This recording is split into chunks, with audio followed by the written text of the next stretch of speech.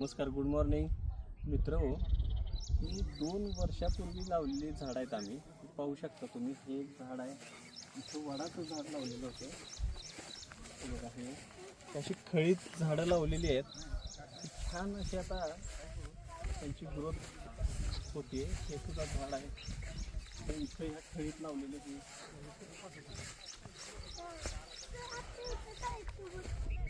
हे 2 वर्ष काळजी घेतली आम्ही.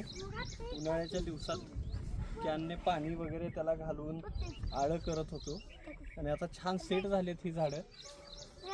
निसर्ग ग्रुपचं हे छोटंसं काम, इथं असणारी छोटी छोटी झाडं. आता हे पण एक झाड पाहू शकता तुम्ही.